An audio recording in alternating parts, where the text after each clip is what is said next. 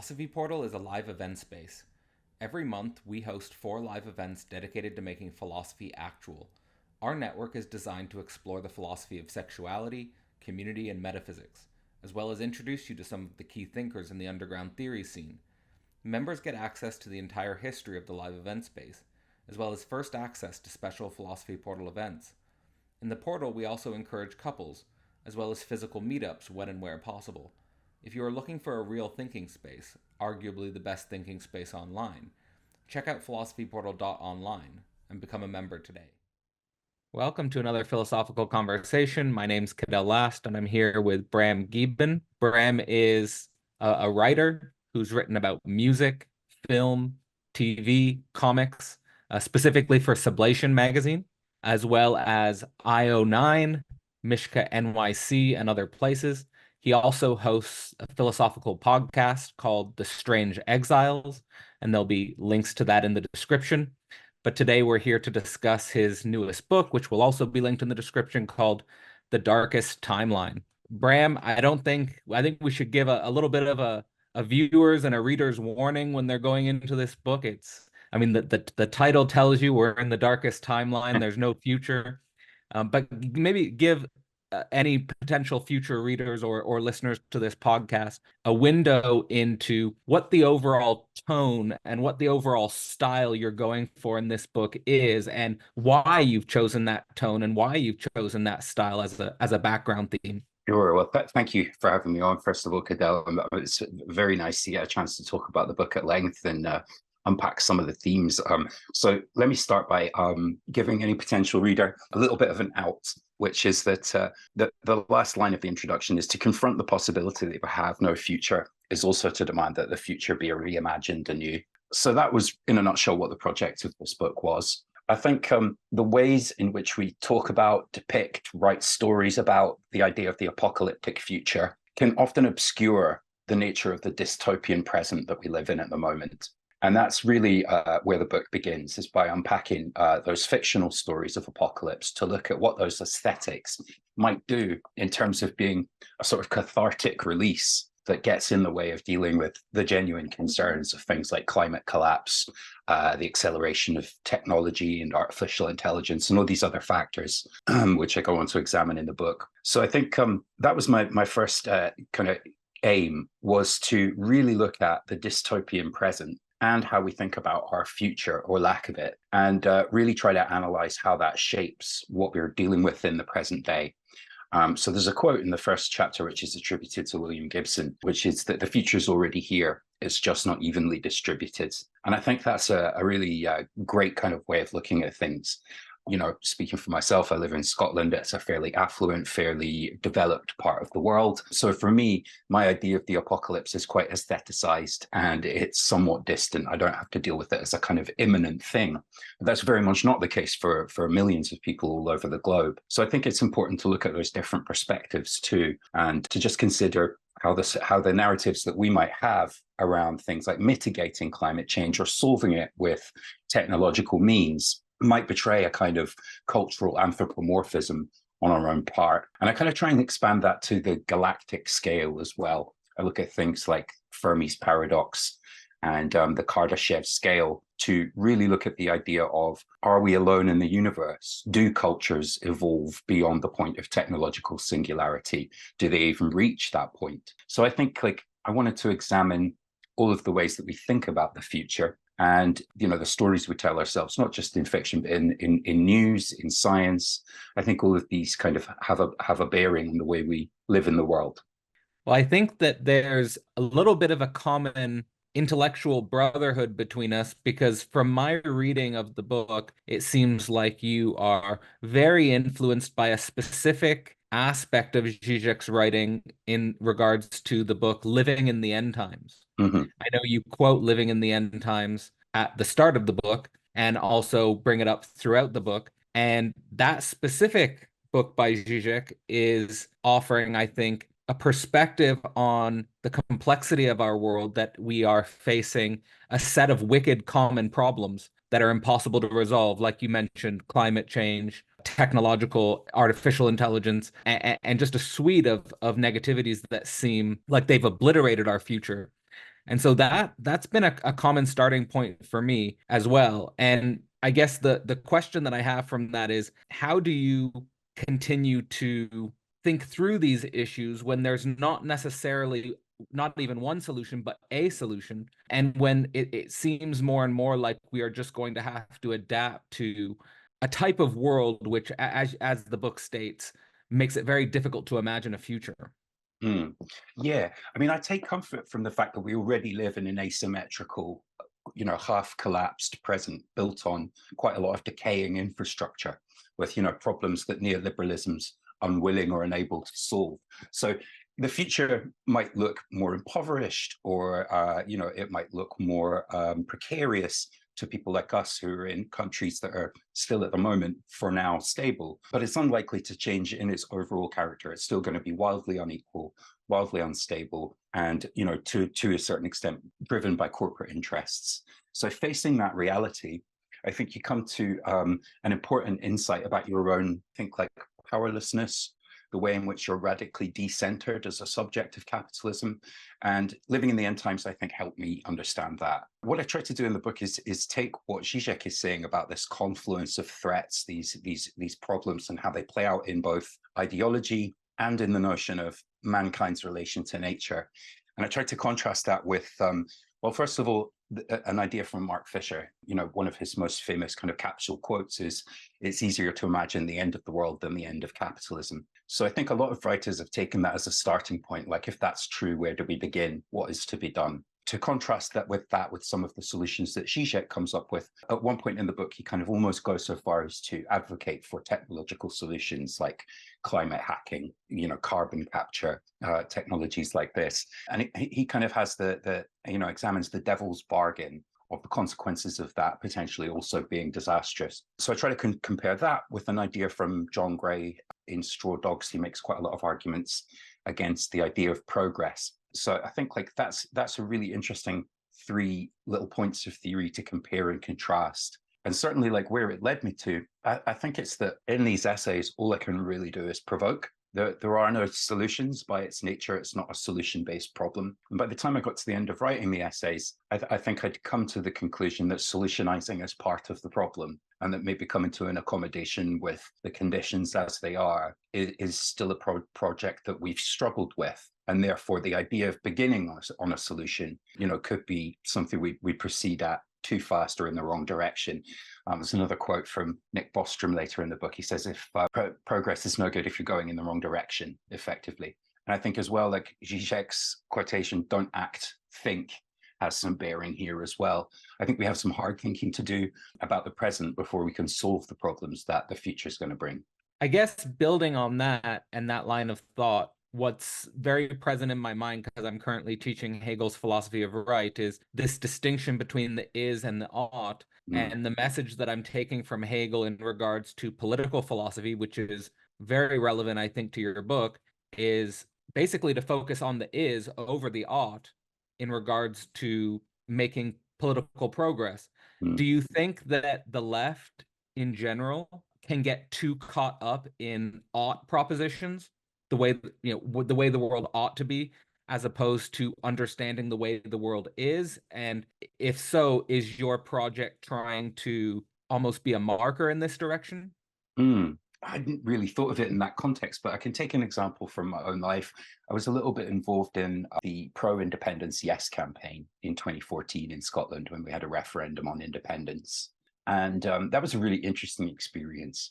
First and foremost, a lot of the activists who were pro-yes were very much trapped in a little bit of a social media filter bubble, where all of the online activism we were doing was kind of directed to people who were already convinced of our argument. And that feedback loop starts to convince you that, you're in the majority, or at least you have a significant edge on the other side, and that, your project's going to come to light. And a lot of that project was built on quite utopian thinking. There was a lot of talk about what an independent Scotland would be like, how it would be more just, it would be more fair, it would have a focus on social justice and equality and all those things. And I mean, if you look at the legacy of the Yes movement, many of those things are part of the policy of the Scottish National Party. We have much more progressive liberal values in a lot of ways in Scotland with our devolved parliament than they do in Westminster, and that's the in part a result of a lot of idealistic people getting involved in the 2014 campaign. But there was very much a moment for me on the night of the referendum, standing in George Square in Glasgow. And George Square is a site of quite a lot of historical significance. It's a strong left-wing tradition in Glasgow. The Clydeside uprising, Red Clydeside, that happened, I think, in about 1919, if I'm not getting my dates completely wrong. But that was a socialist uprising that was crushed with tanks, and that happened in George Square. So we're standing in George Square that night. Glasgow voted a majority yes. The results are coming in on the screen. Smokes filling the air with flares, people drinking, hugging each other, kissing. It really felt like history was about to come down on our side and change. And over the course of the night, obviously, it started to go more and more towards the no vote. And it was a narrow margin. It was like 56% no.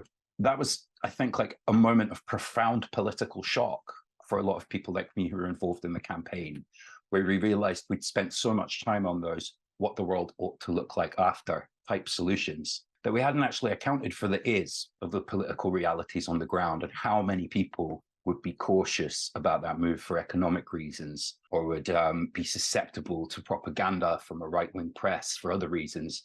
We'd underestimated all of those factors, I think, because we'd been, quite caught up in how good it was going to be after the revolution. So that was a very instructive moment in my own political life, and it kind of coincided with the point at which I started reading theory and kind of distancing myself from activism. So yeah, I think what you've proposed has a lot of truth to it.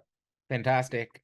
I really resonate. I've also gone through a moment of, let's say, revolutionary political consciousness, and I also resonated very much with Zizek's political philosophy, in part because he was seeming to plead with leftists to focus on practical, pragmatic day-to-day operations of political organization as opposed to the revolutionary moment, and in particular with the joke about I would sell my grandmother into slavery to see V for Vendetta 2 or whatever. But that type of emphasis, and it seems like your political shock and this relationship between the odd and the is reflects a similar structure, but it doesn't really necessarily tell us going through this moment, it's a disorienting process to go through this transformation of thinking. And for me, I was really interested to read your book because a lot of your book is not only, but partly including a critical view of contemporary techno-optimism, specifically how techno-optimism conceives of the future, and particularly how techno-optimism is inscribed within a capitalist horizon without necessarily reflecting on the way that capitalist horizon changes the way the technology is implemented in history and society. I guess here, what are some of the main points you want to get across to people who might be of the techno-optimist persuasion and aren't necessarily taking into consideration some of the implications of critical theory and the relationship to analyzing the conditions of possibility of technology within a neoliberal horizon? Yeah, I think I'll give you maybe a three-part answer to this. In the first part, I have to kind of defer to John Gray for his theories on progress on this one. He's got a couple of ideas that really jumped out at me. The first is that projects like transhumanism, which see the body and the consciousness evolving in a kind of human technology merger. Concepts like from transhumanism, like the idea of an uploaded consciousness, the idea that you could become a disembodied consciousness. Gray makes the point that all of the technology that would sustain these kinds of advances is dependent on a physical infrastructure that has its basis in our societies. So if those societies are precarious, if the infrastructure of those societies collapse, those solutions go off the table. So he calls these things secular heresies, by which he means they're a legacy of Judeo-Christian thought, which is premised on the idea of transcendence into another state or another realm. And Gray's a great cynic, and he would probably put like all teleological, ideological projects into this category. If you read Straw Dogs, this is it's a very influential text for me just in his prose style, and that he's making very definitive, negative, categorical statements about things. And for me, as a young person reading that was profoundly influential on the way that I started to see things. Was that I think if you start from the kind of worst case scenario, what happens if this breaks, and you proceed from there, you often end up with a kind of more sophisticated solution. To take it back to Zizek briefly, I think one of the reasons that, I've tried to think about why I think he's one of the most important thinkers out there at the moment, if not the most important. And I think maybe a lot of it has to do with the fact that, he experienced the collapse of Soviet Union in his native Slovenia, right? And he was involved in the political project to try and bring democracy. He stood for parliament. He also saw kind of neoliberalism bring a different form of corruption into the state. I think thinkers like him who've undergone a transition from like a conditioned normal, like as wild as it seems to us now, the USSR and the way it was set up, and all those wonderful jokes that Zizek says about tells about the suppression of thought and action and free association. All of that was reality for people in Slovenia before the collapse, and then reality changed. So I think there's a sense in which other philosophers who've maybe come from a Western democratic nation just wouldn't really have the context to understand that. And if you look at Zizek's speech to the Occupy crowd, that was one of the first things I think I encountered from Zizek, and he's telling them, this is the carnival, don't get distracted by the carnival. And I think you could make the argument that over the last 10 or so years since he made that speech, maybe a bit longer, we've become very obsessed with the carnival in a lot of ways. But yeah, I mean, to return to the idea of progress, I don't know if you caught the episode of Joe Rogan he recently had. I think it was Ray Kurzweil on, one of the kind of high priests of the technological singularity. And it was quite an interesting episode because I don't think I've heard so much dead air in a long time listening to a podcast. Because Kurzweil is just like such a relentless techno-optimist. As far as he's concerned, he's proved on a graph that the evolution of technology will continue to be exponential, that the consequences of this evolution will be beneficial to humankind. But, Joe Rogan is a science fiction fan. So he's listening to this and saying, yeah, but what about Terminator? What about Dune? And honestly, Kurzweil, I'm not sure whether he thinks Rogan's an idiot, and that's why he just kind of pauses for a good 40 seconds before making a response. But eventually, at one point, they're talking about artificial intelligence, and Rogan kind of pulls an answer out of him that there could be like a Skynet type scenario. And he admits that the consequences could be disastrous. But he kind of has to have that pulled out of him, So I think like the kind of popular thrust in techno-optimism is built on the predictions of people like Kurzweil, whereas actually the best guide to this stuff is often cyberpunk writers. Cyberpunk's an incredibly important genre because it begins in the early 1980s as technology is beginning to rapidly accelerate, and it provides frameworks for understanding the risks and the consequences of those technological advancements. And particularly if you look at William Gibson, his cyberpunk novels have got closer and closer and closer to the present. I think what that tells us is that rather than the singularity being a point which we evolve towards, it might be a point that we're already in and can't escape, a kind of permanent now, a permanent cyberpunk future dominated by corporations where technology is only going to be used to kind of surveil, control, influence. And that's very much the theme of Nick Bostrom's Vulnerable World Hypothesis paper. He writes in this that it's not so much that he's advocating for a global government and total surveillance of the population. He's just saying that given the confluence of technological threats that we'll face, given the potential instability of other states, such a solution is preferable to the alternative. So again, I think what Bostrom's doing there is problematizing, the issues that we face in the present. Like we might be on a route to that kind of global surveillance state. If that's the case, what do we do next? So yeah, I think that's my kind of theory of progress in the John Gray mode, is that whatever progress we have might merely look like that to us because we have relatively short lifespans. So you're always going to see some sort of curve, in your own lifetime. Certainly if you've lived in the last 100 years, it's going to look like that. That doesn't necessarily, there's no real guarantees that any particular moral, technological, social, or political way of life will continue. And yet so many of our predictions and policies are predicated on that idea that things will continue. Absolutely. I really appreciate your analysis there, and isolating and highlighting some of these, let's say, unquestioned technological dogmas that are mostly coming out of figures like Ray Kurzweil, but I wouldn't say that all of the people who are in artificial intelligence are as dogmatically optimistic as Kurzweil, No. like you're saying. And I like the way you also juxtapose Kurzweil's work with Bostrom's work. So, and that's throughout your book. I think you do a really good job bringing in Bostrom's perspective in a number of different areas. But I also want to highlight your background as a someone who is interested in fiction and Yeah. the richness that fiction can bring to our current situation, that actually fiction writers and people who have been interested in fiction like yourself can actually become quite prescient thinkers in Mm. regards to thinking our present moment and what is, just because all of the things that went on in 20th century science fiction are catching up to us in the present moment. And one of the major themes in this type of fiction writing, like you already mentioned, is the cyberpunk genre.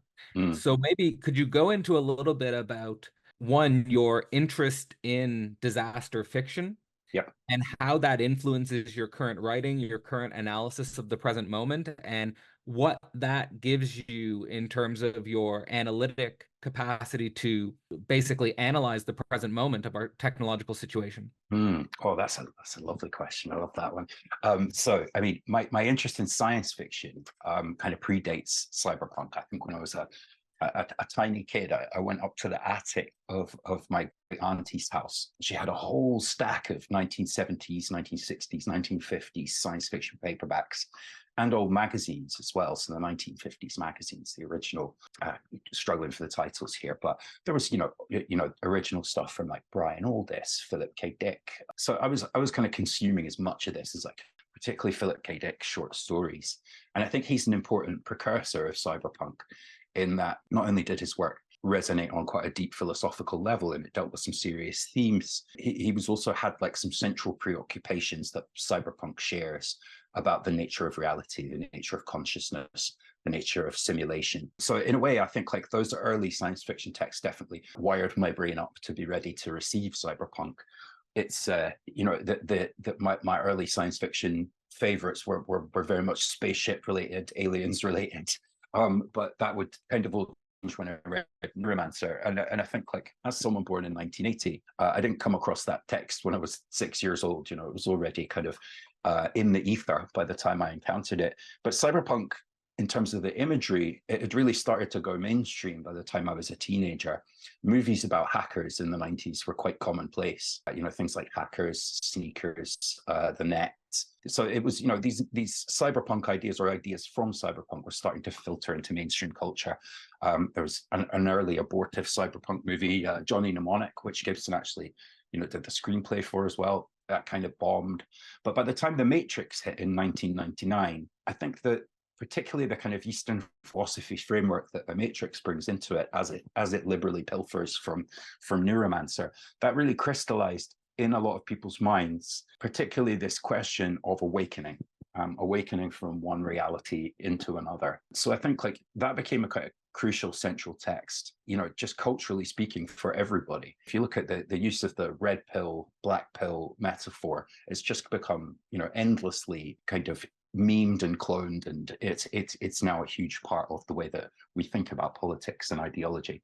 So I think that's the psychological aspect of cyberpunk that it deals with those questions of what it means to be conscious. As we explore these things from in technological ways with things like Neuralink, those stories become more important, more vital, because people are thinking through the philosophical consequences of simulating a person, cloning a person, that kind of stuff. I think in terms of what we were discussing before with the singularity and how cyberpunk talks about developments in technology, that again, I mean, cyberpunk is a good catch-all, but really it's a science fiction tradition that goes back much further to writers from the 60s like John Brunner. He was thinking about themes like artificial intelligences, like the collapse of ecosystems in novels like The Sheep Look Up and Stand on Zanzibar. And it was a revelation for me when I found Brunner, because you read Brunner and you realize that Gibson's paid tribute to him in subtle ways in some of his texts. Like there's a name of a street gang from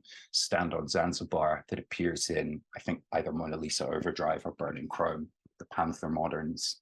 So yeah, I think like it's that tradition that cyberpunk emerged from, of like slightly weird, kind of psychologically interesting, philosophically preoccupied science fiction. The 2001, again, you could make an argument for that being a precursor, in that as much as it is a traditional space set science fiction film, it's as much about that inner journey.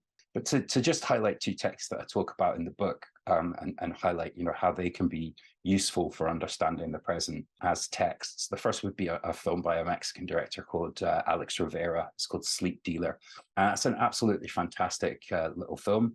It has some great commentary on various aspects of kind of like online social media confession culture, resource warfare. But the central premise of the film is that in the future, all borders are closed, but you can still have an exploitable, immigrant for, that word doesn't apply anymore because you can't cross the borders. But effectively, a low-class foreign laborers can still work in your country via robots. The characters of the film go into these factories, which are the sleep dealers of the title, and they work punishing 24-hour shifts, acting through a haptic control rig on these construction sites in the developed world. And your association with the robot becomes very, very close as psychologically you're in the cradle. And so if the robot suffers an accident or falls, sometimes the user dies as well, hence sleep dealers. So I think like metaphors like that really help us understand the ways in which technology, as it evolves, isn't necessarily likely to bring about more equality, better working conditions, more social justice.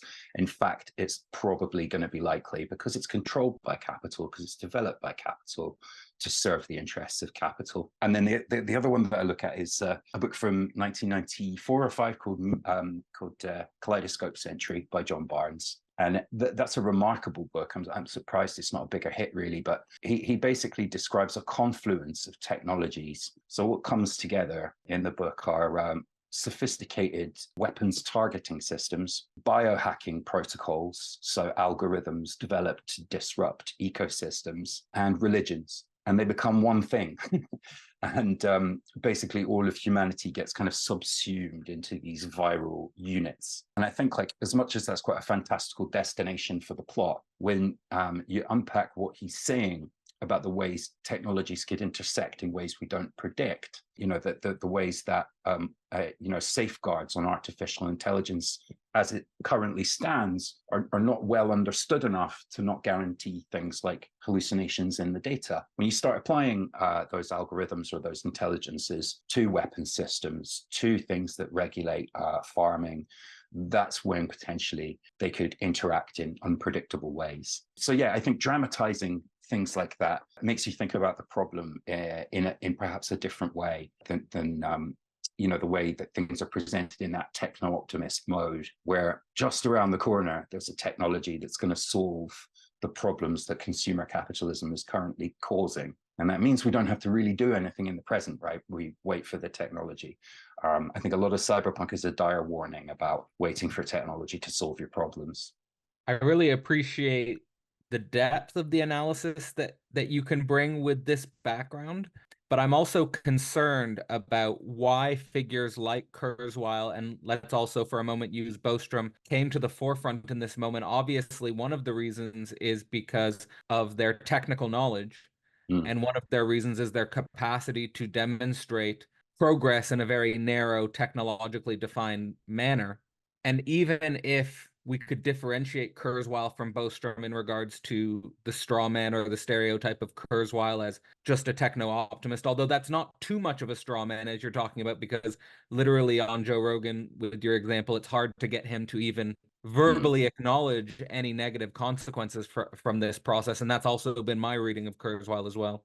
Whereas Bostrom is more concerned with existential analysis, where Bostrom is more concerned with the potential end of humanity, and that being sort of his negative slant in juxtaposition to Kurzweil. You still don't get a deep humanist analysis in the way that you're providing with the examples drawn from science fiction in Bostrom. It's still a very cold, analytic numbers game for the most part when it comes to Bostrom. And at the same time as the rise of STEM, the rise of this technologically minded perspective on the world, we've had obviously the decline in the humanities, when at the same time it seems like the types of humanist analysis that can be drawn from a rich engagement with science fiction could be so potentially beneficial and even emancipatory Mm. for our thought processes.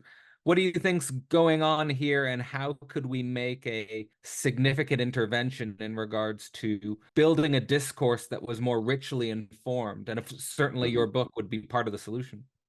That's an interesting one. I think, I mean, it immediately makes me think of something that it was Bruce Sterling said on a web chat. I like to quote this quite a lot. He was talking about journalism and basically the deprofessionalization of journalism as a discipline. You know, the massive layoffs, the papers shutting or struggling to stay open. You know, we live in a world where really only like one American paper, the New York Times, has a viable subscription model. All of the others are really struggling. So, you know, he kind of saw this coming, 10 years ago. And what he said is, while capital J journalism might disappear from the world, journalists won't. You know, and he compared it to poetry. So if you think about poetry in previous centuries, there were like capital P poets who were important public figures who would make prognostications or pronouncements about things, and those would be big news or important. That's no longer the case. You know, poetry is completely deprofessionalized in the main. The way Sterling put it is that most of it is of the kind of randomly assorted so what variety. Is there a need for, you know, so he argues, is there a need for capital P poetry to exist in human society? Yes, and that's an older, deeper need and tradition than journalism. So the ethics and the processes that go along with journalism won't necessarily disappear if journalism is deprofessionalized. They will just go underground. And I think you could say the same about the humanities.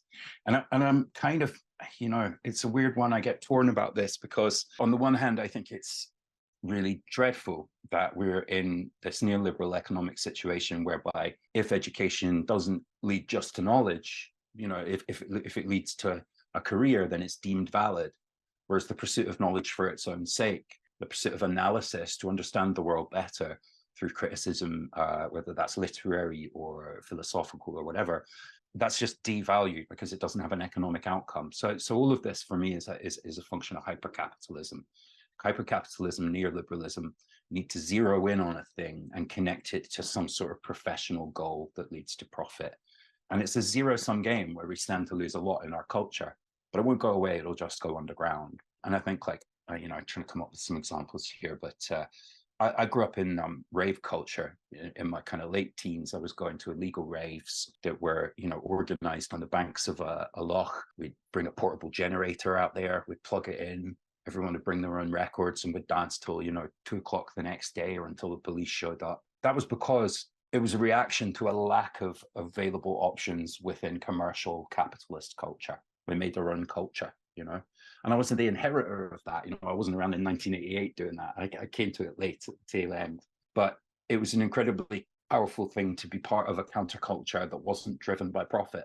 It was driven by hedonism, which is arguably not another brilliant thing to be driven by in comparison. But nonetheless, it was a very uncommercial space. If you look at electronic dance music as an industry now, it's both huge and a multi-million-dollar industry. It's sustained by lifestyle brands. Like if you look at Mixmag now, it's not about what tunes the DJs are playing. It's about what brand of Louis Vuitton hand luggage they're taking to Miami Music Conference this year. And simultaneously, there's a whole level of you know, professional DJs who are saying we're struggling to make money, we need to unionize, the conditions in the nightclubs are problematic, the nightclubs themselves are, you know, closing, you know, the nighttime industry's face. All of these are the problems of being involved in it at the level of capital. They kind of, it didn't exist or were different problems when we were doing raids and quarries, you know? So I think what I'm trying to drive at here is that whatever happens, whether that's the complete, you know, continued and complete evisceration of the academic world in favor of basically things connected to economics, even if that is the deprofessionalization of all arts and culture, those things will still continue. It'll just be much more challenging to produce them. You know, I think if you look at the blandness of mainstream culture now, it absolutely tells the story of what happens when there's elite capture of the culture industries, right?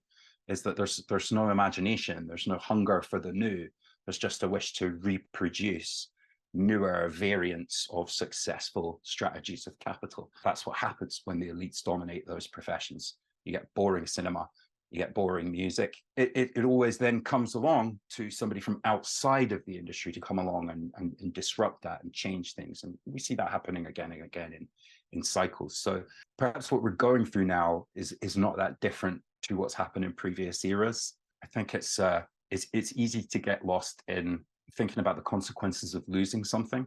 You know, sometimes collapse can be a necessary stage. So I don't know. I'm always a bit in two minds when someone says universities are being defunded, or you know, there are a lot of bullshit degrees. There are a lot of. I mean, I went and did a creative writing course, for instance. Now, it was a fantastic year, right? MLit in literature, Glasgow University. Met some amazing people. Had some time to focus on my own writing. But you know, again, it's like a huge amount of money and investment and time and investment to put against an uncertain outcome. If I look back at the choice of where to put that large chunk of money and that large chunk of time, I've thought about it in a more practical way. As a person who does exist in a capitalist system, I might make a different choice about what I do with it. You know, I think I maybe had a not quite naive idea about what success in a culture industry looked like. It's actually pretty much a Darwinian zero-sum game for survival where you battle with swords. So yeah, I don't know. I have a day job, and that's how I kind of have the money to do a bit of critical theory, a bit of publishing, a bit of music in my spare time, and that's the option I've chosen, and it's a pragmatic one, you know. So yeah, that makes a lot of sense. And I think what you're speaking to is something that's very alive for me and very real for me, just because when you talk about the underground humanities and you talk about the necessity of creative destruction, I feel like that's kind of how Philosophy Portal exists, and that's kind of where Philosophy Portal is as an entity. It's I don't necessarily want to speak or get the reputation in such a way as that I'm anti-institution, because I wouldn't say I'm anti-institution, but I am sort of emerging in the cracks of the neoliberal institution. And there is a certain creative destruction process that's at work, which I think is just a part of natural cycles or social secular cycles, historical processes, which we simply need to have a better, almost meta awareness of in order to engage with them and make the best practical interventions possible given our situation. But the question that I wanted to throw back at you was a question that is deeply related to, I think, your book and the larger consequences of Mark Fisher's work, specifically here referencing capitalist realism, is that I want to say that, and I want to sort of bring this to you as almost my own ethical injunction, is that I've taken the approach since about 2000 and in between 2018, 2019, I made a choice without knowing Fisher's work to accept capitalist realism, basically to accept that capitalism isn't going anywhere. Before 2018, I had this idea that maybe there's a way out of capitalism yeah. or something. But more, okay, I think that capitalism is here to stay. And my best chance is to somehow learn about it, engage with it. I learned online business. I learned basic dimensions of how to run a business. And the approach is to engage capital, to potentially play my part in sublating capital. The idea that if we use capital, we can find social spaces, we can find socialist spaces or spaces beyond capital. But that if we take the opposite approach and we pretend that we're going to get out of capital, then the socialist spaces also disappear. So I don't know how that vibes with you or your ethos, but I wanted to sort of bring that historical problematic to you and frame that in relationship to maybe what you're thinking in regards to both this book and the larger message of capitalist realism. That's an interesting one for me. I think, like, for me, it involves a certain doubling of consciousness. There's the self that argues in books, and then there's the self that in a pragmatic way lives in a capitalist world. And those two are fundamentally in opposition. And those two are fundamental opposites ideologically in many ways.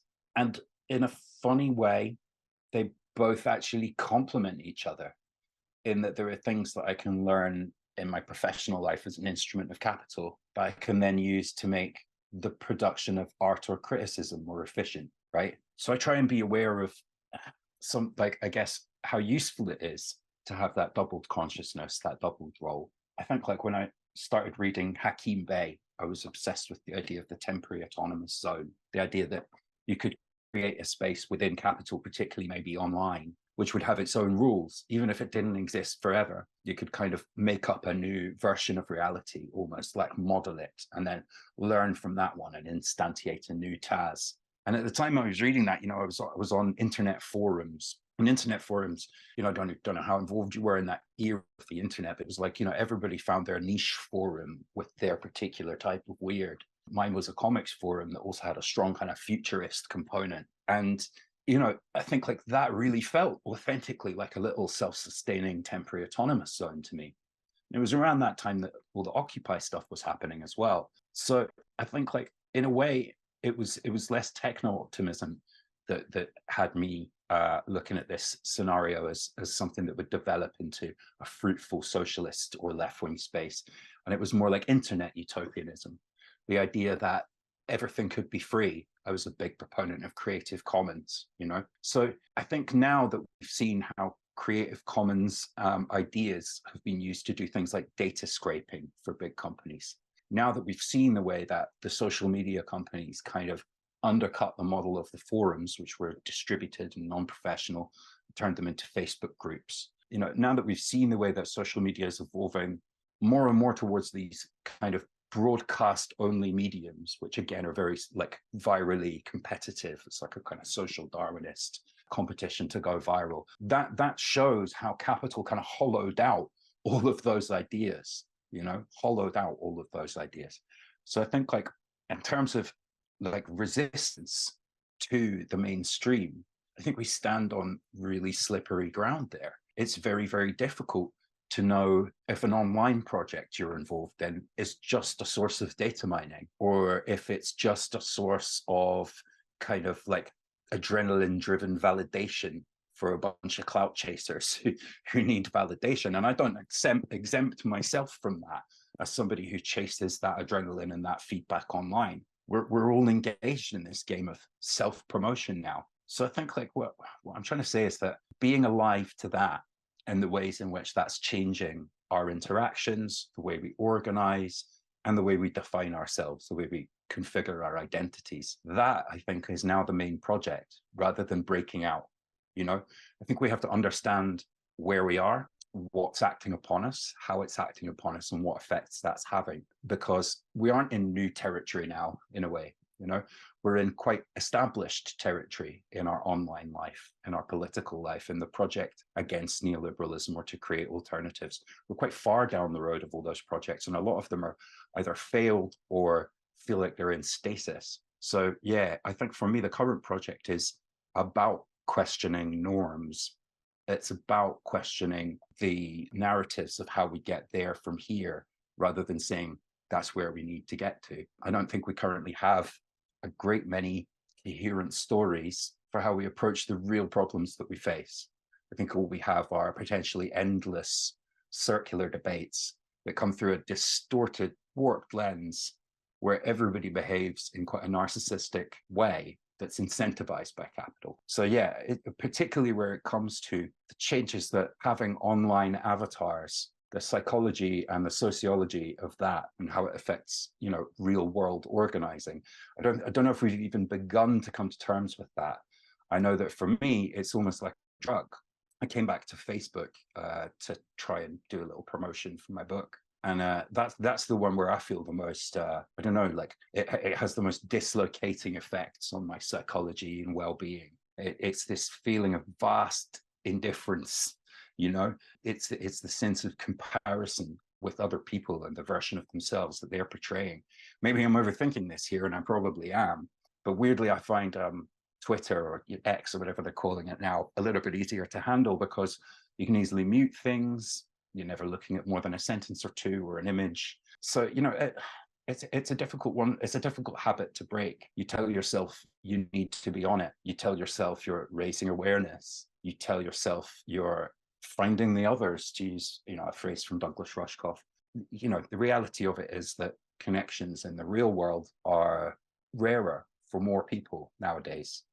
I'm thinking a lot here about the younger people that I work with when I'm making music. I know a few guys in their early 20s, and particularly after the pandemic, I think like the increase in their feelings of anxiety in social situations, their kind of reticence to come out and engage in the real world. I think these are very real consequences of this move to our avatars, our logos, our brands being kind of like so integral to how we think of ourselves. I think a lot of people actually can't exist in that Darwinian world. I think it's too painful for them. So there are all types of social consequences of this online life, of which I was very much like I say, a kind of first wave optimist. It's had disastrous consequences because of the ways that capital has interfered and co-opted and commodified it. Dealing with that seems like the first step to me. I really love the way you're thinking about that. So I hope that you keep overthinking it, because in what you're saying, you're expressing a lot of affects that I myself share and struggle to express, or express in different forms, but feel is a central issue. And at the same time, I want to not push back, but bring sort of a juxtaposition with what I've always said is a shift in the frame of our big other. That in the 20th century, when we didn't have online social media, that there was still a somewhat vicious competition on Yes. social hierarchies within different professional organizations, within different institutions, including the university. And now that vicious competition and identity building and social projections and the game of myself as a professional individual in a neoliberal capitalist society has shifted into an online matrix. But there's something that might be more raw, real, and exposed about those social dynamics that now we're forced to confront and look at in a more direct way, in a way that feels qualitatively different than what was going on in the 20th century. And it does feel like the wild, wild west. It does feel like a violent ecology. It does feel like a space that has yet to become civilized or contained or matured in some form. And I think a lot of that has to do with the fact that these platforms are free so that everyone can use them. But then that is the fact that they're free is kind of this non-capitalist lure, Yeah. because it's just hooking you into a feudal platform. I like this idea of Varoufakis's, that these are kind of techno-feudal platforms. I don't know your opinion on that, but I'd be interested to hear what you think about that. But the main point here is that the fact that they're free opens up this quite parasitical lure. And I think that one of the ways that we can only contain this or mature this ecology of that does feel very, I think you expressed it really well. There's this vast indifference that comes from feeling overwhelmed by the comparison and the clout chasing and the identity games, and it's hard to see through to any substantial mediation, which is what I take to be what's driving my efforts, is to get to a space of substantial mediation and somehow do it through this insane ecology. But that there needs to be more closure, that there needs to be more boundaries, there needs to be more containment, and that the only way that I can think of doing that doesn't involve a step of affirming capitalism in a certain way, but at the same time, that's only my response from a very impotent position, from a position of feeling like I don't really have any political power on a democratic level or on a state level to, it's just an individualistic symptomatic response on some level. It's an entrepreneurial response in some way. But here we are in the cracks. So I'd be interested to know what you're sensing of this landscape that I'm responding to you with. I mean, I think like what you're talking about here, it's the problem of where to organize more than how to organize in a way. And I think that is an interesting question, because where do you do it? If you do it in the public square like Occupy did, then if it gets too powerful, they'll just send in the tanks. If you do it online, they're going to find a way to market it back to you or extract the data. So it is really, really difficult. I mean, if you look at the way that corporations have manipulated Gay Pride Month, for instance, that is an incredible example of how effective social movements are then transfigured into branding to sell products. And even though we're kind of aware in a cynical way of what that's all about, it's still used, and it's still obviously an effective marketing technique because it is used. And I mean, so that question of where to organize, I mean, it's really difficult. I mean, I think like one of the reasons I started my podcast was I was like, there must be a way to create content, like give stuff to the algorithm in a way that I feel I have more control over, and also generate real world conversations like this one that we're having just now. And, you know, having done the podcast for a couple of years, I've had, you know, 20 or some conversations like that with people I either knew before but hadn't had a chance to chat to that deeply, or had never met and just connected with over ideas. So I think like yourself, I'm trying to find a way to create a space online that gives form to a real world interaction. And I think a lot of people are trying to do that. But, you know, you talked about the big other. I think for me, that gets to the heart of the problematic nature of online identity, is that as soon as you are acting online, you are performing for the benefit of another. It's an imagined audience. It's your 1,500 followers or however many you have. And you're addressing them in a collective sense. But your only sense of them in the way that you're addressing them is in how they are perceiving you and how you want to be perceived.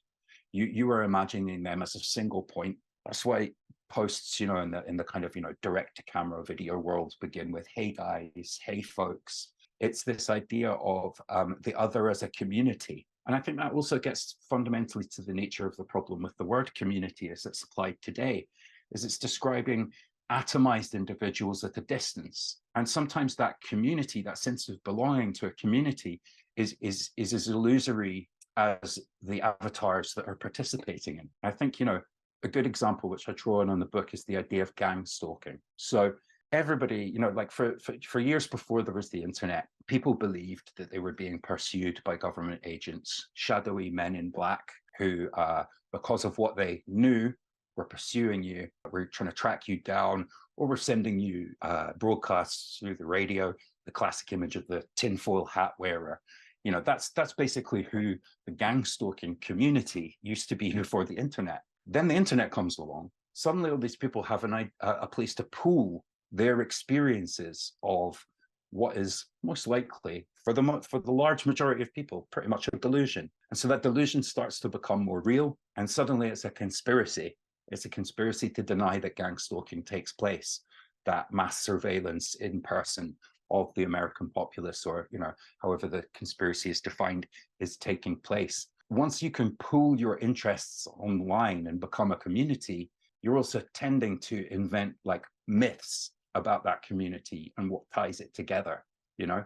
So it's about, in terms of picking where to organize, I think it can be difficult to build yourself a kind of illusionary space, a kind of simulation of your own making, in which you've brought together people to share ideas. If the people participating in that to begin with are playing idealized versions of themselves, quite quickly you're going to get to the point where you fall out, because those idealized versions come into conflict and nobody wants to back down. But also you can have the illusion of having reached some sort of consensus or built some sort of framework or system, when, you know, really that only exists as a simulation. So it's a really difficult question. I mean, I think if I'm going to try and answer like where we organize, the answer's got to be in our communities, right? Even that, though, is fundamentally problematic. Like, I know a lot of people who participate in volunteer activities or do charity work, people who volunteer at food banks. You know, the problem with that is that those have now become normalized in British society. So there's a sense in which activist projects which come online to fill a gap in, you know, created by disaster capitalism, then also get co-opted into that system. Same with protest. You know, you could say the march against the Iraq war in Britain, those marches were the most attended marches of all time, and a real consensus against the war was established, and there was a majority behind it. It had zero effect on political and military action. So, you know, if a protest is guaranteed to be ineffective, then the government will let it become as large as it likes. If it's effective, they'll send in the tanks. So, you know, I think it's very difficult to talk about how we colonize the real world in order to think about effective activism. I think it's probably even more difficult to think about how we do it online. But the only answer I have is face to face, in person, people talking. That seems to me to be the best vector for these kinds of things. I think as well, an openness to critical dialogue is something that we lack. That's a space that's gone, right? It's not a space in a physical sense, and it's not a space that's located in any particular corner of the internet, much as Elon Musk would like Twitter to be the public square. It's more dispersed than that. It's, you know, it almost is that federalized thing that you were describing of enclosed communities that maybe interact. But the idea of open dialogue between different schools of critical thinking, between different schools of ideology, the idea of open dialogue between these things, that is a space that to me feels like it's going away, but that could be opened back up. And I just hope we can contribute to that in a tiny way with venues like this, with venues like Theory Underground, who we've both worked with before, and with Regal Press, I guess. I mean, like, you know, if you look at British left-wing publishing a few years ago, there were two major publishing houses. I think there was something of a crisis in British left-wing publishing when those suddenly became kind of owned by the same group of people, or run or coordinated by the same group of people. So new presses like Mike's, and there are a few others, you know, Sublation have been publishing books. Alfie's Everyday Analysis has had some great pamphlets. That's a reaction to not so much the emergence of a monopoly, but just the closing down of the arguing factions.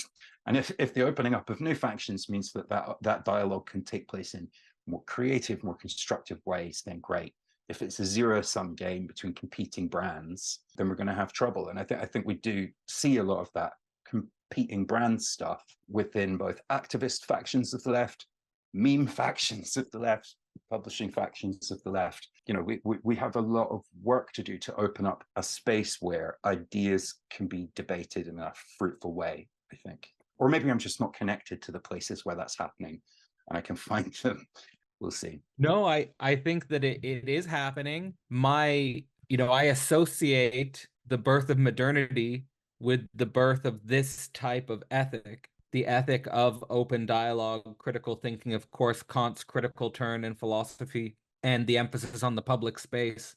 My assumption is that if it is objectively falling away, which it very well could be, that is a sign of some sort of feudalistic regression, where if we are entering into a type of feudalistic regression, the reason why people are no longer engaging in this type of critical dialogue is because it could be that we're confronting problems which can't be resolved through critical dialogue or something like that we're heading into systems which do not open up the conditions of possibility for critical dialogue to be a positive advantage or something like that we're losing humanist terrain or something like that. Yeah.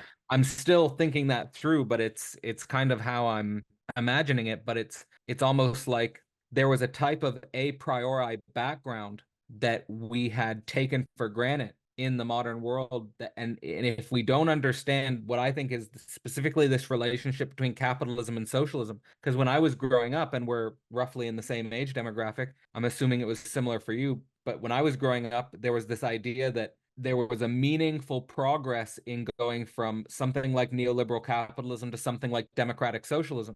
And there was something of a realistic path towards reform in that direction. And that, at least for my political consciousness, it was more of a reform-based approach rather than a revolutionary-based approach, and that looked like it was a possible chasm that could be traversed. But now it seems like that's very much slipped away. Any possibility of a reform towards democratic socialism seems quite naive in regards to the situation. It now seems much more like we're in a type of techno-capitalist situation, which seems to be going more into feudalism.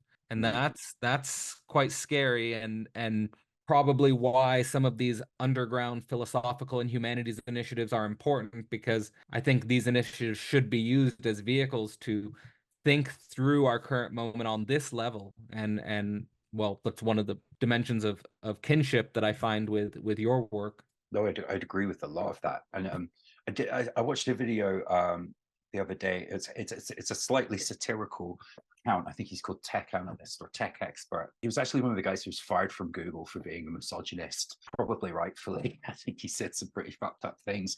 But he now makes these videos that are kind of like very deadpan satires of Silicon Valley ideology. And in the last one, he was basically saying, stop trying, like stop doing anything, stop working, stop thinking about stuff, just do nothing. You know, if you're not rich already, then it's too late. You're fucked. If you're coding, your job's going to be automated anyway, so just stop. Why bother doing anything? So it's a, you know, quite a Žižekian satirical argument, and just like it was a pretty much entirely a statement of violent negation of the idea of there being any more progress. And on a technological level, he made a really interesting prediction or statement about, you know, where things might go. He said, basically, we've invented digital drugs. All our technologies now feed us this kind of feedback loop of adrenaline stimulation, of the stimulation of different dopamine chemicals in your body. It's, you know, very Pavlovian technology. So his argument was there's no incentive to build new technologies, to have any further progress. Says everything's going to plateau from here. Nothing's going to change. Everything's going to stagnate. And you know, as much as this is a satirical argument, and as much as that guy might be a problematic individual in many ways, I think there's something to that argument, that potentially we've kind of like found ourselves in a bit of a dead end of capitalism, whereby it can't accelerate any faster.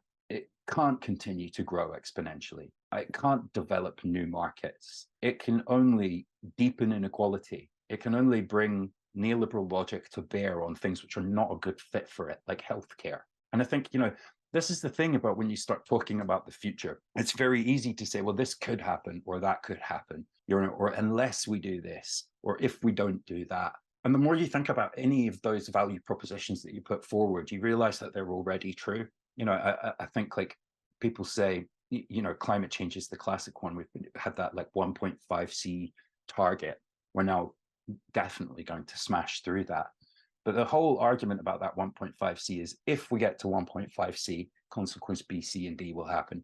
Unless we do X, Y, and Z, then this will happen. And lo and behold, we smashed through that limit. And now they're saying, well, unless we avoid 2 degrees, if we don't do X and Y, we'll get to 2, and that will be bad. I think in a way that those speculative arguments about what we should or shouldn't do just don't serve us at the moment, particularly if we're in the stagnant dead end of capitalist logic and ideas. In terms of what's an alternative, or in terms of what's a way out of that, I think that's really, really difficult to say. I think it's very, very difficult to begin a project that, if it's successful, doesn't get co-opted. I think it's very difficult to mount a protest or, set up an activist group that doesn't get neutralized if it's not effective, neutralized or co-opted. And you know, that was my experience of the media industry too, in that, like, I think I came into it with a bunch of people who intended to dismantle some of the gatekeepers of the kind of cultural world. What actually happened is we became the gatekeepers. You replace them and you become them. So yeah, maybe something of that order might happen to capitalism. Maybe it will be driven by a generation of people who are more digitally native than us, who have a different understanding of how to organize and how to keep secret an organization or an ideology or a plan until the right moment. Maybe it will simply, from expediency, like the bare limits on resources, the bare limits on infrastructure, maybe these will actually just hit a point where change begins. I think the risk is that we continue to get caught up in these ideas that we have the solutions, or that the solutions in train or in progress. I don't necessarily think in most of the cases that I examine in the book that's true. I think in actual fact we haven't understood the problems yet. Well, it kind of works as a weird segue for where I wanted to take the conversation in regards to this idea that we shouldn't be thinking in a solution-oriented way because we haven't identified the problems yet. But I could make it work, because where I wanted to take the conversation was a theme that you develop in the book about, inspired by that famous quote that the future is here, it's just not evenly distributed. And the problem that I want to frame, let's frame it as a problem, is how to think inequality. And the reason why I'm bringing this up is because you're saying that we've reached a situation of a dead end in capitalism, where it seems like we can only deepen inequality, or we can only apply a system to a domain which doesn't fit, like healthcare. And when I was thinking about the progression from neoliberal capitalism to democratic socialism in my younger days, I was basically thinking about forms of governance that would be able to reduce inequality or function in sectors that escaped capitalist markets and were more of a socialist application. And in studying the philosophy of right, this issue of inequality comes up right from the beginning. And Hegel seems to be of the mind that we should accept certain forms of inequality, that a total equality is not possible, and that if we try to force equality, it will quickly be like a return of the repressed type of thing where inequalities will appear anyway in a distorted form. But it seems to be more that he's trying to say that we need to figure out what are the constraints for a meritocratic form of inequality, or what are the right constraints for an ideal form of what would be an ideal form of inequality. What I'm just trying to say here is, if we're going to frame this as a problem, how do we think inequality? How do we think inequality as a leftist political orientation or an emancipatory movement? Do you have any ideas about this? How do you approach this issue? Because it seems to be central in your book and also just in general a concern. So I think, like, a lot of left-wing writing is about economic inequality for generations and generations, and then it suddenly becomes about kind of inequality of experience. That's very much the way that the discourse has gone recently, and it's really, really difficult to codify equality of experience because experience is by its nature subjective, you know. So I think that's one of the central problems with the discourse around the solutions that are currently trying to be imagined in those kind of reformist projects that you're describing, where people are trying to work within the confines of established politics to achieve certain goals. That's a kind of Gramscian war of position type of approach. But if it's focused more on, I guess, like equality of opportunity, equality of experience, then that kind of fundamentally misses the economic analysis. Right. And it's the economic analysis that people like Varoufakis have talked about in terms of the gap between the rich and the poor. And that's been increasing and increasing and increasing. So I think, fundamentally, how do we think inequality? First of all, we think of it in economic terms. It's about, how resources are distributed on a basic level. And that's why I think, like, I would hopefully like to argue that my critique of this stuff is based in Marxism.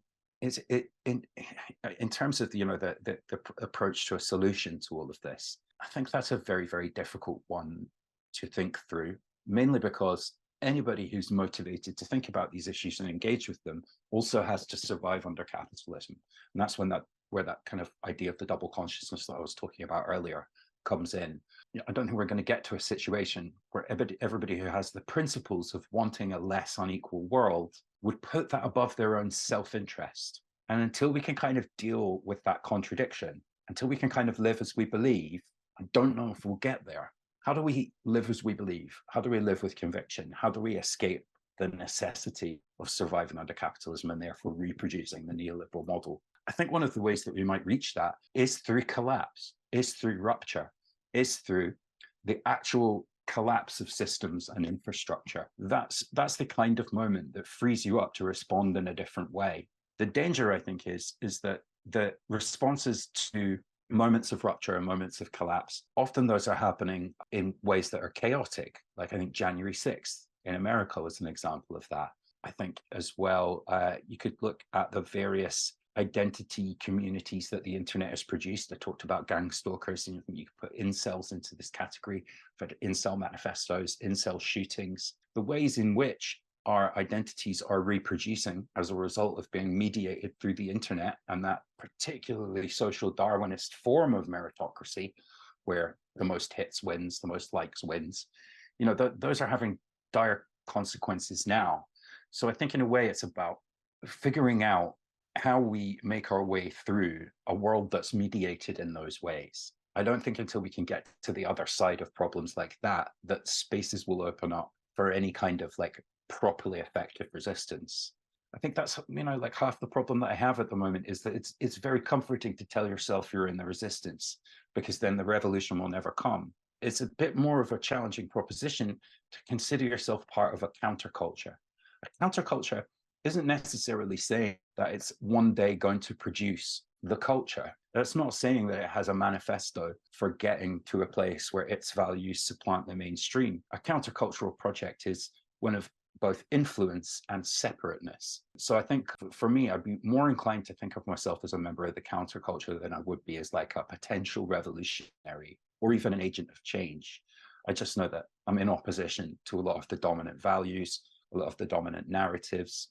And I also recognize that historically, it's quite a dangerous moment to exist and have a contrary view on a widely held narrative, on a widely held opinion, and I think, those conditions are similar to the ones that exist in authoritarian countries, where if you say the wrong thing in front of the wrong person, you can end up in a prison. So I think there are various indications to me that our societies are going to proceed in a more authoritarian way, even if those societies are not formally authoritarian societies, if that makes sense.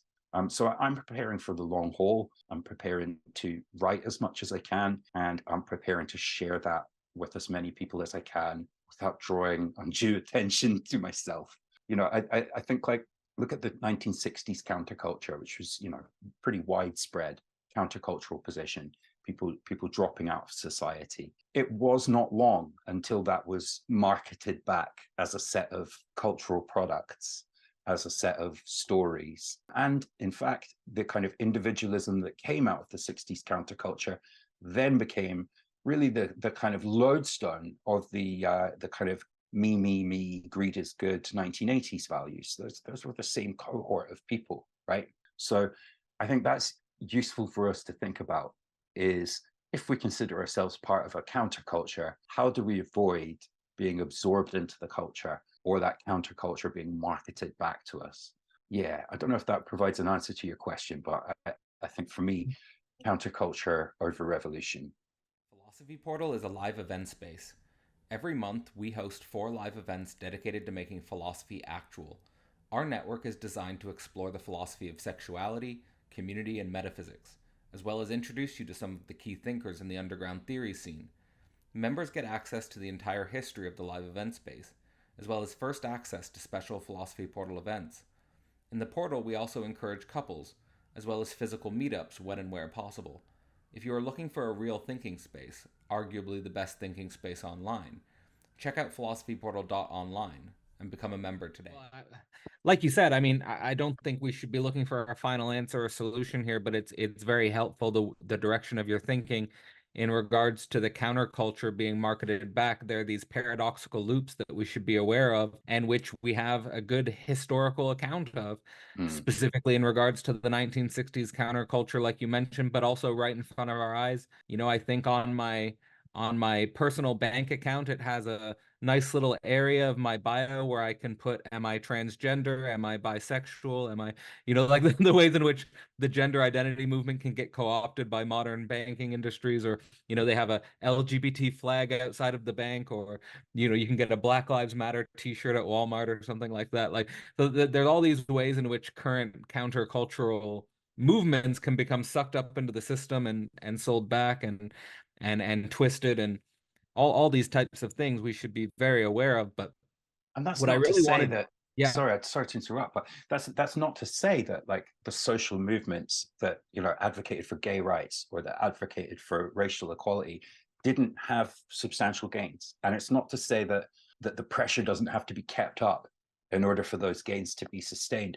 It's not even to say that an incrementalist project for any of those reasons, it isn't going to continue to have success by, like, making compromises, by accepting a win here and a defeat there.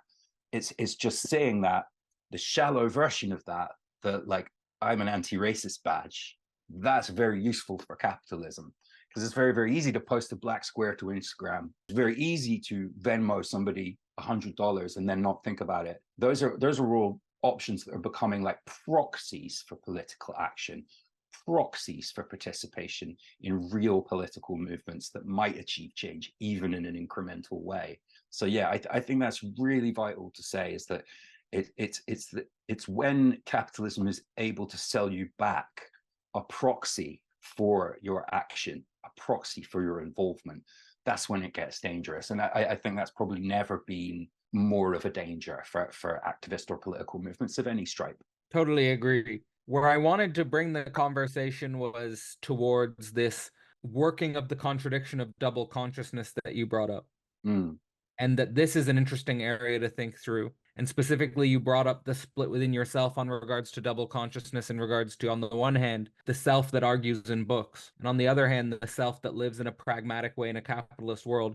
And is there a way to bring these two dimensions together? And is there a way to, as you said, live as we believe? And I think this is the radical question and the space where I find myself, where I feel like that split within myself was more present when I was doing my doctorate because I had funding and because I didn't have to really take it as a serious pragmatic question to live as I believe. But I think since I've left my doctorate, it's become more of a emphasis. It's been more of a focus that I don't want that split to exist in regards to the self that argues in books on the one hand and the self that lives in a pragmatic way on the other hand. I'd rather work with that contradiction or reflect on that contradiction and try to bring it to consciousness and see what effect it might have.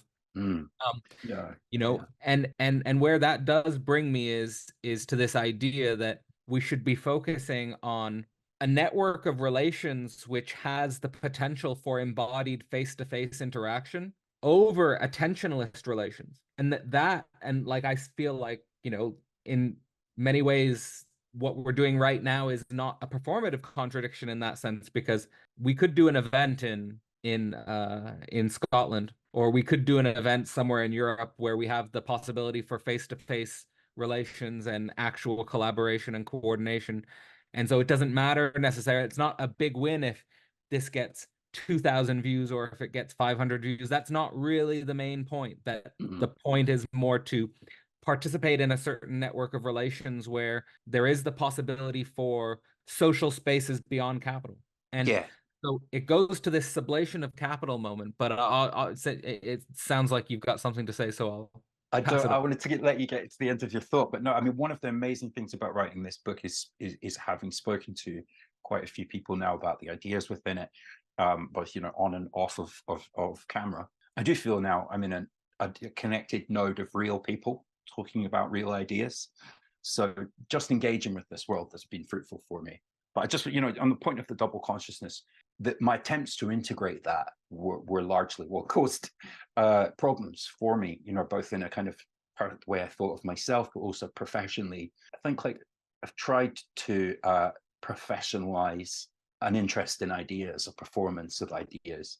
I've also tried to think okay, well, I'm a creative person. I want to have a creative job. I want to be in the creative industries. And I've ended up kind of a lot of times working for less money than I could have commanded elsewhere, or ending up kind of slightly being taken advantage of in certain situations. It's so viciously competitive in those circles that it actually made it more difficult. On the times where I've had a job and I've gone in and I've been like, well, listen, I might be here on the phone taking calls about selling central heating systems, but really I'm an artist and I'm a writer, and this is what I really do. That's a kind of a losing game as well, because it's almost like you're setting yourself apart from the other people who are just there to do a job, right? You're saying like, oh, I'm only lowering myself to do this job. I mean, you even your employers then as well, they used to call you a flight risk. Oh, he's a flight risk. He does interesting things on the weekend. As soon as that kicks off for him, he'll be out of here. It's actually easier for me now that I have like a professional self and a kind of interests self, or however you want to define that. I wouldn't want to be the guy on the work chat being like, hey guys, I want to come and see my acoustic guitar band on a Wednesday night. Not doing that, having a separation of the professional and personal persona has been more beneficial to me. So in a weird way, being forced to have a double consciousness, I find that like more effective than trying to integrate the whole, if that makes sense. And again, I think that slightly touches back on what I was saying about counterculture, is that if we have one opportunity in a world where we can kind of create avatars, create our own identities, is that we then get to choose if there are discrete versions of that. We do have a little bit more control there. So I don't know if I've answered that question there, but I think it's the attempt to resolve that in a way that doesn't leave me like poor or disappointed with one or other of those sides of my life. reconciling them has not worked. Keeping them separate seems to be doing okay, strangely. No, I think it's really an important conversation. What I'm getting there is, on of the horizon of possibilities you have, going all in on the creativity, but running into hyper competition, having a regular job plus a creative side hustle, creating an antagonism with the regular job. And then third, just reconciling yourself with double consciousness between a professional self and a personal self and walking that.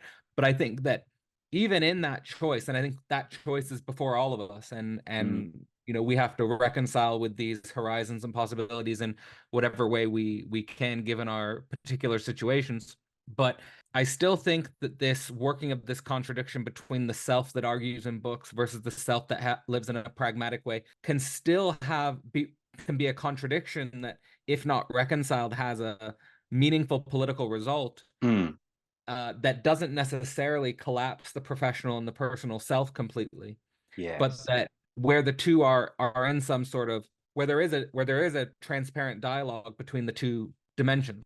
It would be really, really interesting to be in a position where talking about ideas, thinking about ideas, or making kind of quite complex art about ideas was a thing that could like feed my family. It would be brilliant, right? But it's kind of like it's like a pipe dream that I was chasing for a number of years, and not achieving it was breaking me as a human being. Like I felt like I had failed at capitalism because I couldn't monetize my skills and my ideas. In actual fact, my ideas and my skills are not connected to monetization, like I'm in a fortunate position of being involved with Revolt Press, and therefore, it's not costing me money to print my book.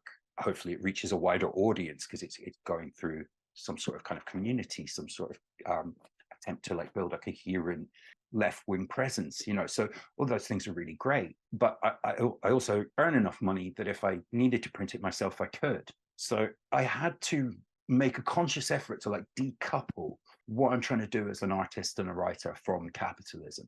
And that's incredibly empowering for me, that I'm invested in how many copies the book sells, but it's not going to pay my mortgage, if that makes sense.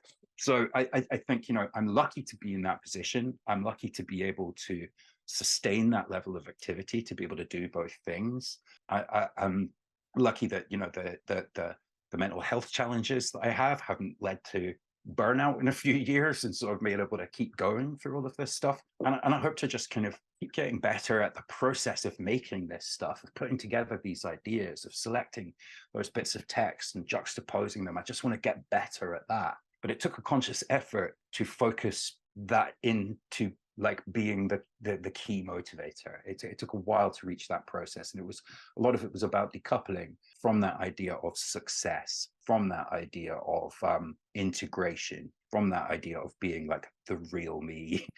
I think like maybe the last thing that I'm trying to get rid of the need for is that idea of like recognition and feedback. It'd be nice to be able to publish my ideas in a vacuum and still feel like it was a worthwhile activity. But some form of validation is, I think, something every human being needs. So yeah, no, I honestly, I do like, I don't like talking about the framework of privilege, because I don't think it's an easy or useful metaphor for human life. But I do recognize that I'm in a privileged position of being able to keep all of that stuff together and not be subject to, I don't know, just like a devastating level of I guess, envy and like kind of thinking about different what ifs or dwelling on my failures. That consumed a lot of my time in my 20s and 30s, and I'm starting to move away from that now, and part of it's due to less reconciliation between those two halves, like the self who must continue on under capitalism and the self who wants to produce. No, this is really great, and I appreciate the depth to which you're going into this split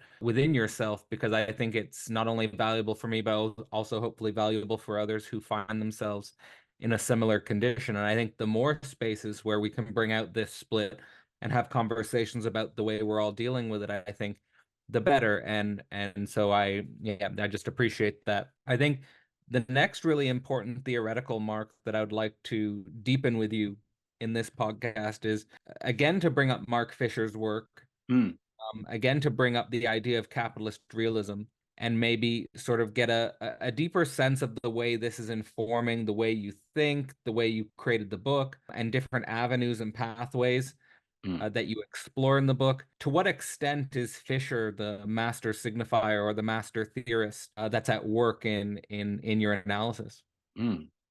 So I think with Fisher, it's important to acknowledge that his body of work is not huge. I think it's also important to acknowledge how closely like his own biography in it was tied into his work. When you read Capitalist Realism, it's not by any means like a work of pure theory. He talks about being a college teacher and what that means, and the kids in his class and how they experience capitalism. And so it's almost like narrative criticism was the form that he kind of conveyed, and it was, as I say, in a number of short volumes for one reason or another. Obviously, in terms of like the way that he analyzed units of culture, whether that's like talking about the hauntology in Burial's music, or whether it's talking about the notion of time in Sapphire and Steel, he obviously modeled that on Frederick Jameson, but I also think he kind of was just as influenced by the really great journalism that was happening in culture in the 1970s and 80s, and to a limited extent, the 90s in Britain. So I started reading K-punk because I think it got mentioned, in one of the music magazines I was reading at the time, which would have been, Select, Melody Maker, New Musical Express, NME. And so I found the K-punk blog before he'd published Capitalist Realism. And it was the way in which he was bringing political theory to bear on cultural objects that really hooked me in. So I think in a way, that approach of like using theory to talk about pop culture, it's been much imitated now. Like there are many kind of writers I'd consider like post Fisher. That form of analysis is very, very, very much an established form now. But I think like for me, it was the simplicity of the elegance of his writing, not getting bogged down in too much theory. That for me also kind of had its roots in Stuart Hall a little bit. So my dad was a sociologist. He worked for the Open University, and he worked with Stuart Hall in the 80s, working on a few books. So I was aware of Stuart Hall as a figure. And I later, as got some stuff to read from my dad about Stuart Hall. So by the time it came to Fisher, that idea of a very straightforward, quite kind of like plain English approach to criticism, I could see the roots of Fisher's work of people like Stuart Hall. So that commitment to kind of like unpacking things in a clear way without too much jargon, without getting too bogged down in theoretical systems, almost like a magpie approach to criticism. That's something that as a prose style, I was interested in trying to write. I think it didn't like fully form for me as an approach until I started to write these texts. And as I proceeded through writing that, it's also the way in which he's a theorist who isn't like totalizing. You can go to Zizek, and each book has a sort of totalizing theme. I think with Fisher, he's much more somebody who problematizes themes. I think that's one of the reasons why, if it's easier to imagine the end of the world than the end of capitalism, that feels to me as if it's posed like a question. It's posed as a challenge. And I found that in John Gray's writing as well, that it's as much about provoking a response as it is about nailing an analysis, if that makes sense. In terms of Fisher's like continued importance as a thinker, I definitely feel like he's kind of like a gateway drug to other theory. I wouldn't probably have found my way to Zizek except through Fisher. And I think his writing's so accessible that you can start reading Fisher and quickly find yourself in Deleuze and Guattari, and you're fine. You're going to find your way through the minefield. It's difficult. Like I say, I think Fisher is something of a holy cow in left-wing critical theory as well. I think that's one of the reasons I admire Mike Watson so much as an author. He'll often take what's maybe a little bit of a half-formed idea in Fisher and then start to unpack it and start to say, well, things have changed since he wrote this, and he's not here to respond, so let's carry it on. So I don't know if I've done much in that sense of like picking up an idea from Fisher and trying to run with it, but I do think that his work is rich with those moments and with those opportunities in a way that maybe other writers is not so rich with those moments, or where the challenge is steeper because there's just so much of a larger body of work. Like Living in the End Times is a text that I return to a lot through this book, but it would probably take me 100 lifetimes to kind of pick one sentence and then blow that up for my own purposes from Zizek. Yeah. So I don't know. I think I'm as much in love with Fisher as a writer as I am in love with Fisher as a person, who formulated an ideology. There's been a lot of attempts to kind of theorize acid communism, which he left in an unfinished manuscript. I just don't know if that's necessarily a valid project. I think like maybe taking up the instincts of what he was trying to drive at there and taking them somewhere different is a valid project. But yeah, so I guess I think the history of ideas is going to have an uneasy relationship with any philosopher whose body of work is small and whose work is curtailed for one reason or another. They're either going to become that kind of sacred cow, or they're just going to have a limited set of things that you can pick from. But I think for Fisher, that for me has worked really well. And yeah, I mean, the K-punk blog was really where it all started for me with him. So I have the large volume from Repeater with all of the K-punk blogs, and I've been meaning to kind of work my way back through that again. I made it about halfway through the large couple of 1,000-page volume the last time. But it's so rich. And at the time, a lot of the stuff he was talking about, the music, the TV shows, the books, were not things that I was familiar with. So I hope I've been able to do something similar with this book in terms of introduce texts like Kaleidoscope Century or films like Sleep Dealer that people might not have come across. Well, it's really interesting that you're emphasizing Fisher's importance not only as a theorist, but also as a more of a stylist, and the form of his writing and emphasizing that dimension. I do agree that Zizek is more of a totalizing thematic entity, whereas, I'm not as familiar with Fisher's work, but it makes a lot of sense that he takes more of an opposite approach. What I wanted to throw back at you in regards to this specific book, The Darkest Timeline, is if you're inspired by Fisher in terms of style, there's a interesting line at the beginning of Lacan's Cree where he says, "The style is the man if we add the man one addresses, basically the other that one is addressing." And so in that context, what I wanted to ask is, who is the darkest timeline addressed to? Yeah, that's a really interesting one. I think I did set out to write it as a series of provocations. I did set out to entertain the worst case scenario in an attempt to speak to a current of utopian politics that I find ever present in society, and particularly in and amongst my generation and my peers. So I think, I feel like I'm speaking directly to my peers here. I feel like what I'm saying is that either we're flinching from certain truths, or we're happy to be complicit in ignoring those truths, or we've sold ourselves on a fiction. Those I think are the three things I'm trying to say broadly in this book, and I think it is very much addressed to my peers.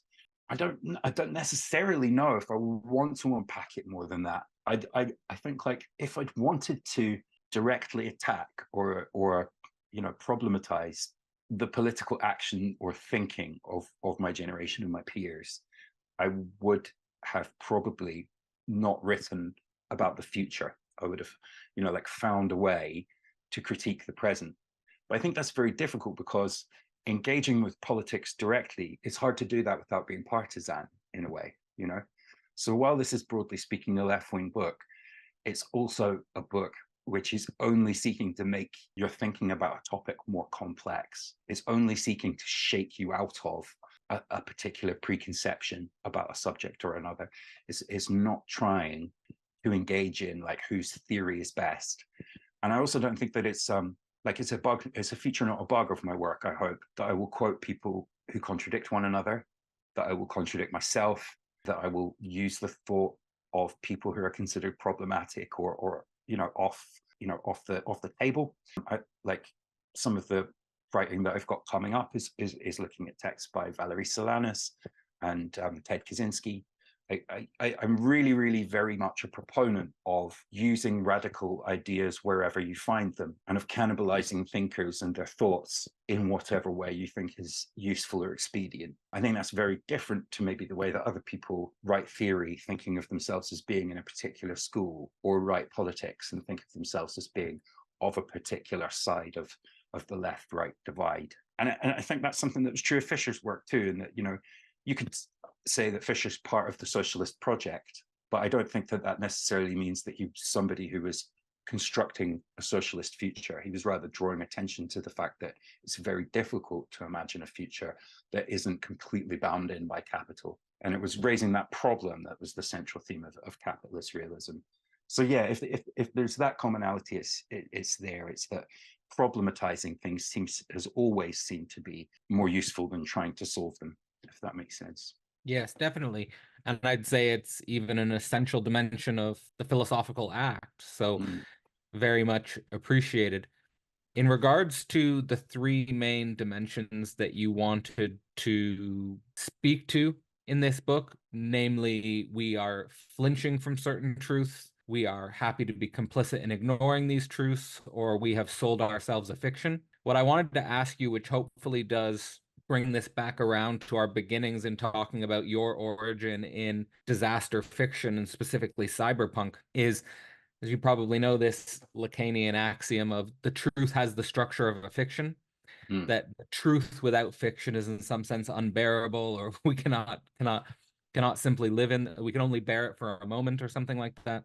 My question would be, what fiction do we need for this time, do you think? Is it still cyberpunk, or is the moment passing? Do you see other forms of fiction that are trying to approach the truths of our day? That's a difficult one. I mean, one thing we've been talking about in regards to Fisher is blogging. I think the best writing that I engage with in some ways is on Substack. I think they've built like quite a remarkable community of thinkers over there. I think some of those thinkers are immature. Some of them are grandfathered in from legacy media, but it feels like a melting pot of ideas that's alive, that's happening now in a way that other blogging platforms just haven't done in a long time.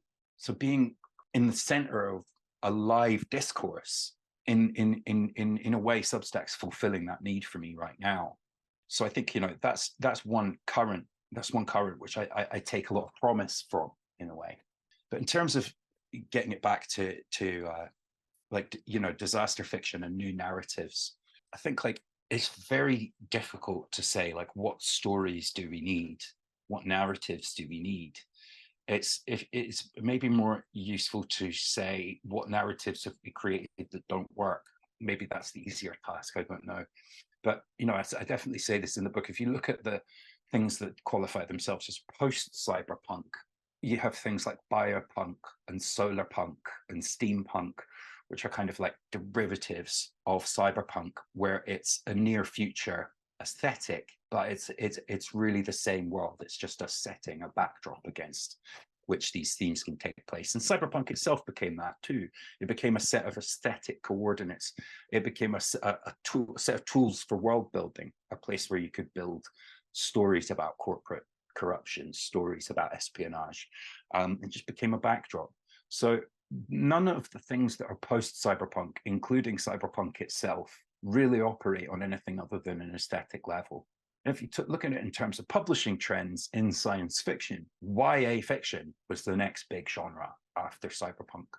And YA fiction, young adult fiction, is absolutely replete with kind of like diet cyberpunk premises and kind of like, you know, teen post-apocalypses.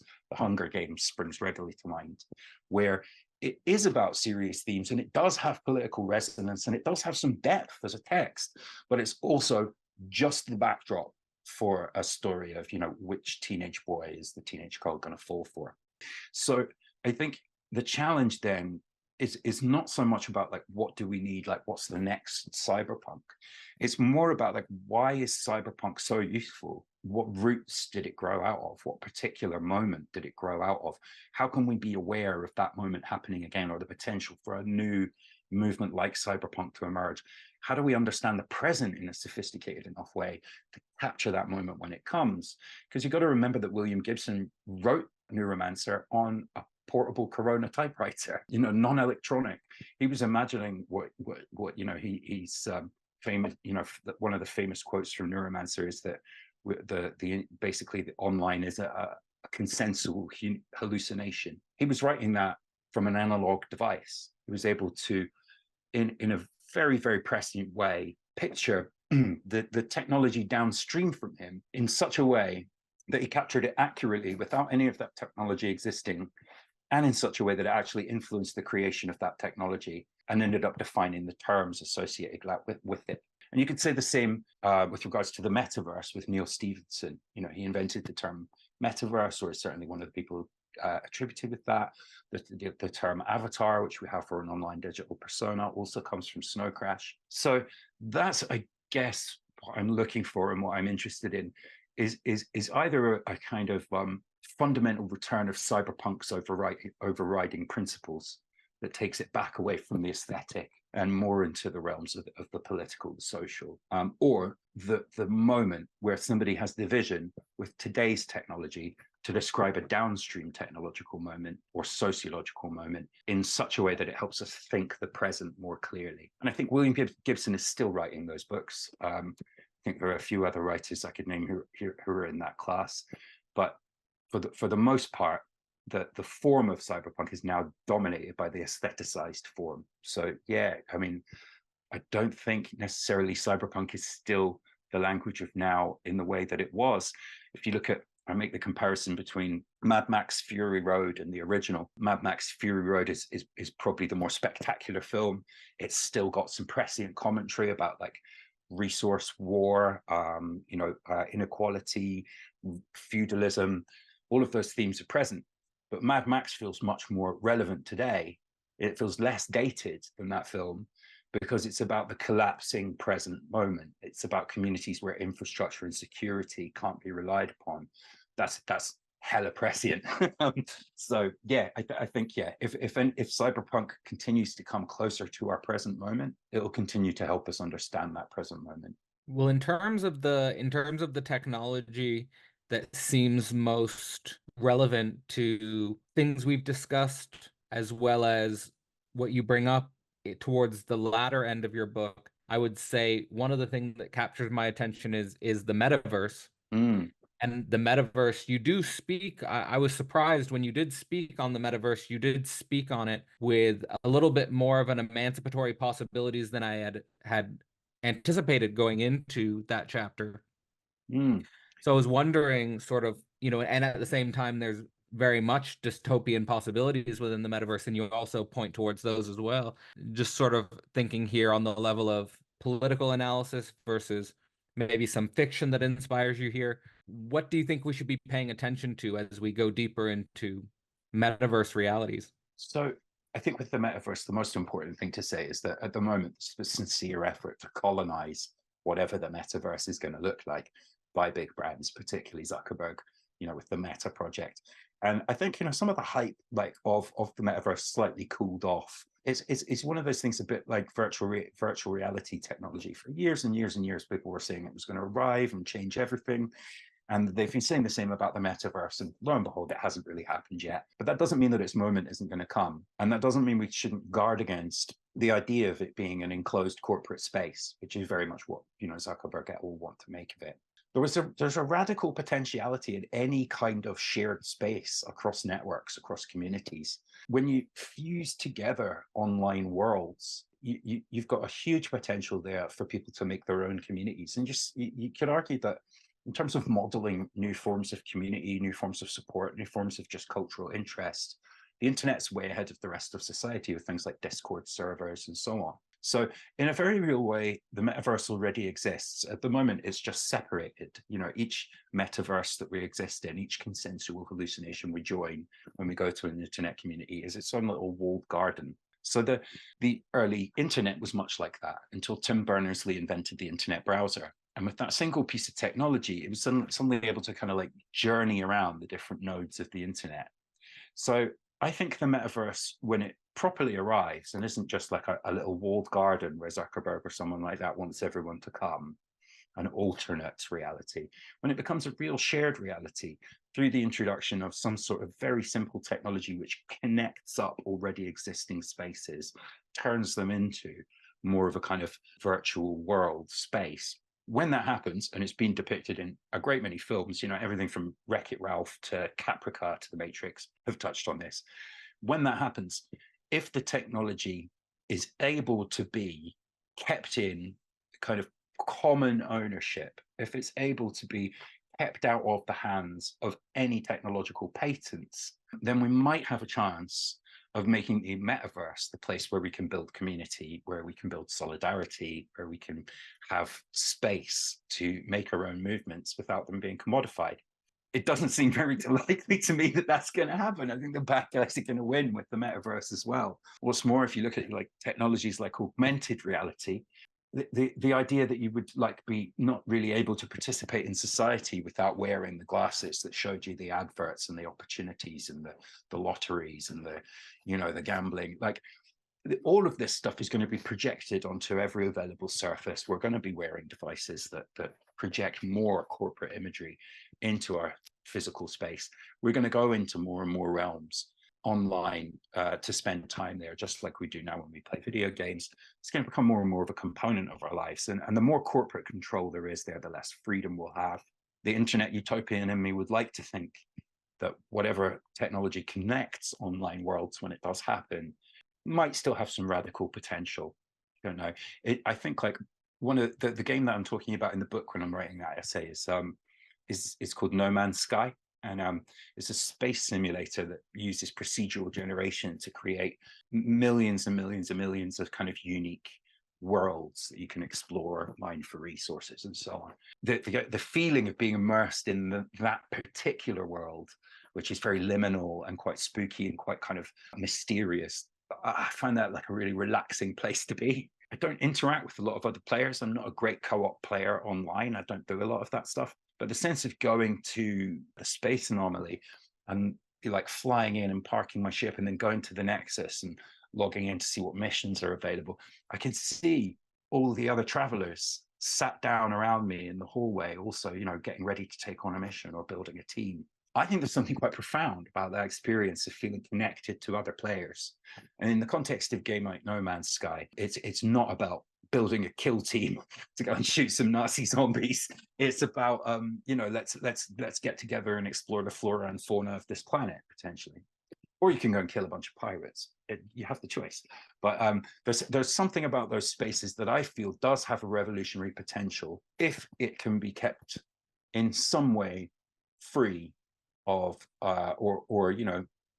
certainly independent of complete corporate control. Don't know quite what that looks like, but I do place a little bit of hope in the metaverse as a place to escape from an increasingly controlled and surveilled reality. Well, Bram, it's been a real pleasure talking with you about The Darkest Timeline, and I think there are many themes in this book that are speaking to our moment in a very powerful way, so I'm glad that you took the time to write this text. I also think the style in which you're writing it is very approachable, so the influence from Fisher has, I think, worn off. In terms of final messages or big picture philosophy that you'd want to either have listeners take away from this conversation or motivate listeners to pick up a copy of the book for themselves to dive deeper into some of the nuances of each chapter, what would you give listeners as sort of a takeaway message for this conversation?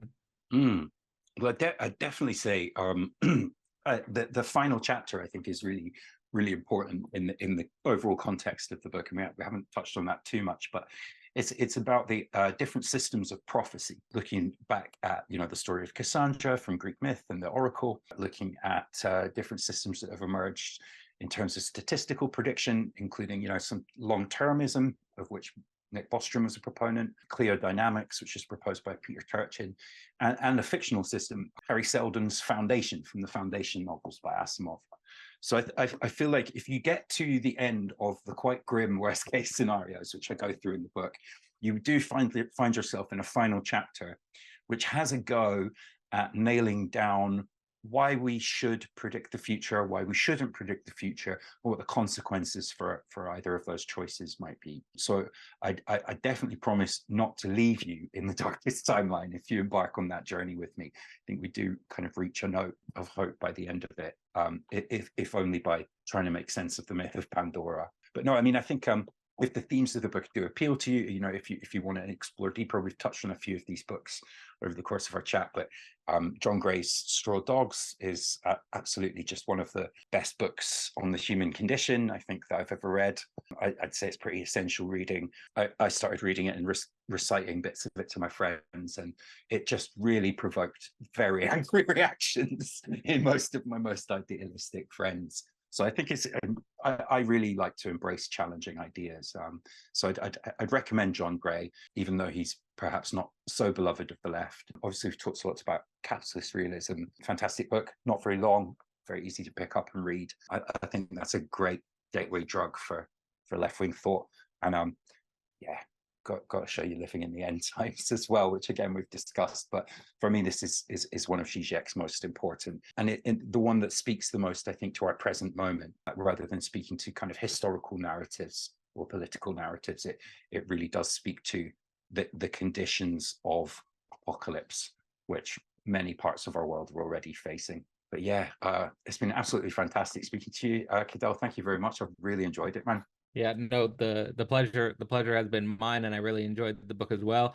I also want to emphasize that whether or not this book has the title of The Darkest Timeline and the No Future Angle, like you said, and like we talked about at the beginning, really your book is a challenge that demands that the future be reimagined anew. And so just as a final send off, where can people get in touch with you if they want to learn more about you and your work? And of course, links will be in the description to anything you mention here.